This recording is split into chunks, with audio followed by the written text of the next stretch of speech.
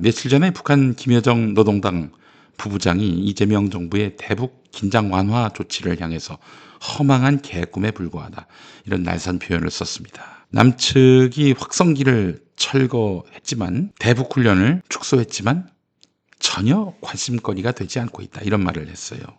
북한의 태도는 여전히 적대적이고 우리의 손짓에 차갑게 등을 돌리고 있습니다. 이런 장면 보면서 우리는 또 문재인 정부의 이런 큰 똥을 치워야 할 책무가 이재명 정부에게 있구나라는 생각이 들었습니다. 남북관계 개선이라는 이름으로 엄청난 기대를 모았지만 결과적으로 우리에게 더 큰 상처와 불신을 남겼던 시간이었습니다. 문재인 정권 때가요. 문재인 정부는 출범 초반부터 한반도 평화 프로세스를 내걸고 남북, 북미를 잇는 중재자 역할을 자임해 왔습니다. 2018년 평창 동계올림픽을 계기로 해서 남북 정상회담이 열렸고, 이후에 역사적인 판문점 회동과 북미 정상회담까지 이어졌습니다. 당시 언론은 세기의 만남이라면서 흥분했고요. 국민들 마음속에서도 이제 정말 한반도에 봄이 오는구나 하는 기대가 피어올랐습니다. 그런데 결과는 어땠습니까? 싱가포르와 하노이 회담 이후에 모든 것이 물거품이 됐습니다. 북핵 문제는 전혀 진전되지 않았고, 제재 해제와 비핵화 조치는 끝내 교환되지 못했습니다. 오히려 불씨는 더 깊어졌고, 북한은 남한을 향해서 입에 담기 어려운 막말과 도발을 퍼부었습니다. 삶은 소대가리. 네, 북한이 남한 문재인 대통령한테 했던 말입니다. 남북 대화를 열기 위해 노력했던 문재인 대통령이 북한 지도부로부터 삶은 소대가리, 이런 말을 들은 거예요. 이건 단순한 욕설이 아닙니다. 남북 관계가 어디까지 추락했는지를 보여주는 그야말로 치욕의 순간이었습니다. 결국 북한은 개성 남북 공동연락사무소를 폭파했지요. 관계 단절을 선언했습니다. 그때 김장환 목사가 우리 전투기가 가서 북한을 타격해야 되는 거 아니냐, 이런 말을 하기도 했습니다. 정신없는 양반이죠. 남북 간의 신뢰의 다리는 무너졌고 국민들은 허탈감에 빠졌습니다. 문재인 정부의 실패 원인은 분명합니다. 첫 번째, 미국 눈치 보기 때문이었습니다. 남북 경협이나 교류 사업을 추진하려고 해도 미국과 국제사회의 제재의 틀을 넘어서지 못했습니다. 개성공단 재개, 금강산 관광 재개 모두 공연불이 됐습니다. 이거 그냥 대통령이 의지만 갖고 추진해도 뭐라 할 수 없었다, 이런 얘기들을 남북관계 전문가들이 많이 얘기했습니다. 그러나 문재인은 결단하지 못했습니다. 두 번째, 국내 정치적 부담을 극복하지 못했습니다. 보수 진영은 대북 유화책을 강하게 반발했지요. 정부는 그 반발을 의식해서 더 이상 밀고 나가지 못했습니다. 근데 보십시오. 정권은 문재인 정부에게 있었고요. 지방 권력은 2018년 대부분 문재인 정부의 여당인 민주당 소속이었고요. 그리고 2020년 총선 180석을 얻었잖아요.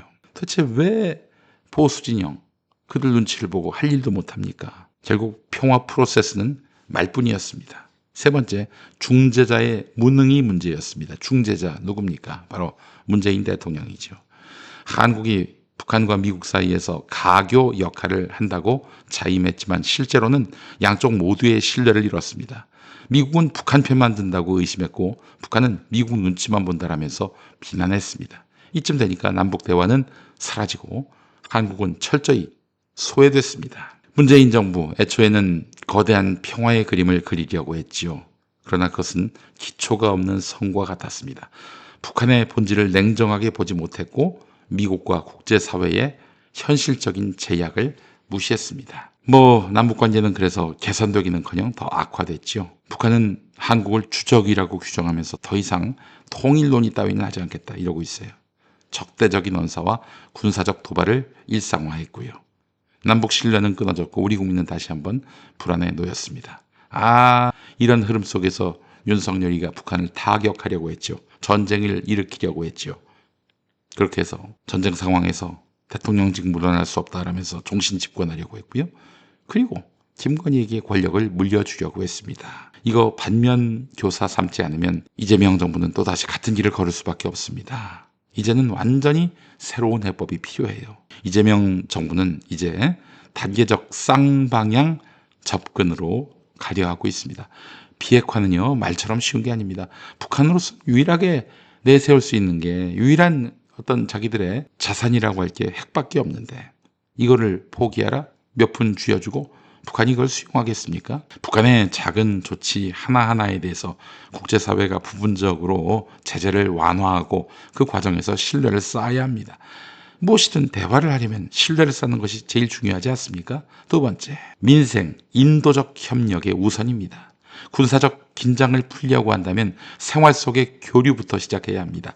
개별 관광, 의료 협력, 기후 위기 대응 같은 실질적인 협력이야말로 북한 주민의 삶에 도움을 주고 체제 사이에 신뢰의 최소 기반을 마련할 수가 있습니다. 세 번째, 지금 제재를 완전히 걷어낼 수가 없지요. 그렇다면 제재의 틀 내에서 창의적인 해법을 마련하는 것입니다. 국제 제재를 무시한 채 큰 사업을 벌이려 해봐야 되지 않습니다. 인도적 지원, 체육, 문화 교류처럼 제재에 저촉되지 않는 분야부터 끊임없이 접촉면을 넓혀야 합니다. 네 번째, 한미 공조 속에서 자율성을 확보하는 겁니다. 미국의 정책 틀에만 종속돼서는 안 되고요. 한미 동맹 원칙은 지키되 한국이 스스로의 국익에 맞게 주도적으로 남북관계 개선을 위한 해법을 모색해야 합니다. 그렇지 않아도 지금 북한에 대해서 호의적인 트럼프 정권 아니겠습니까? 좋은 기회예요. 이 기회를 놓치면 안 됩니다. 그리고 볼에 털난 볼털과도 선을 그었잖아요. 좋은 기회입니다, 지금. 자, 무엇보다도 제일 중요한 다섯 번째, 확고한 의지와 일관성입니다.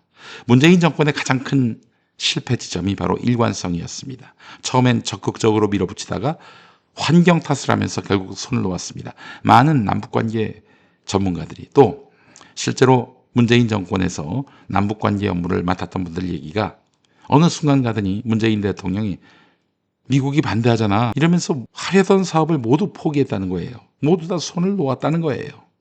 이재명 정부는 그 길을 따라가서는 안 됩니다.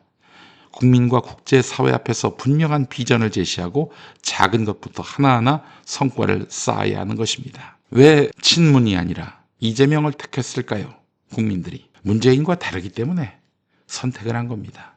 친문들은 그거 알아야 됩니다. 아직도 너희들이 지금 문재인 정권 때 잘한 걸로 생각하는데 너희들 못했어. 낙제점 받을 실력이었어.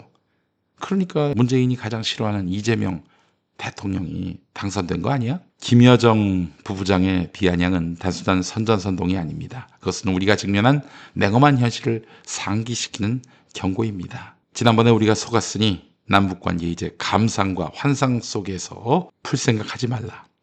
이런 이야기예요. 냉정한 현실인식과 일관된 정책 그리고 확고한 의지가 없다면 또다시 국민은 허망한 개꿈만 꾸다가 깨어날 것이 확실합니다. 문재인 정부는 절대 다시는 탄생해서는 안 될 정권이었습니다. 그 시절에 무책임이 오늘의 위기를 만들었고 그 틈새로 강경 보수 정권이 들어서서 전쟁까지 일으키려 했던 거 아닙니까? 이제는 달라져야 합니다. 그러기 위해서는 남북관계 개선을 위해서도 애를 써야 되지만 문재인과는 정치적으로 완벽하게 관계를 끊어야 합니다. 그쪽 인사들 쓰지 않는 게 제일 좋아요. 제가 뭐 이런 얘기까지는 안 하려고 했는데 이재명 대통령 지지율이 출렁이던 때 보면은 다 문재인 챙겨주다가 발생한 일들입니다. 문재인을 이젠 잊고 문재인에 대해서 이제 더 이상 관심을 갖지 말고 이 대통령이 자기만의 노선으로 나아가야 합니다. 남북관계 개선은 선택이 아니라 생존의 문제입니다. 우리가 할 일은 아주 단순합니다. 문재인 정부의 실패를 거울 삼아서 다시는 같은 실수를 되풀이하지 않아야 하는 것입니다. 그것이야말로 한반도의 평화를 지키는 첫걸음이 될 것입니다. 아휴, 정말 참 계엄 발생하고 즉각적으로 이건 민주주의에 대한 도발이다라고 한마디 해주면 얼마나 좋습니까?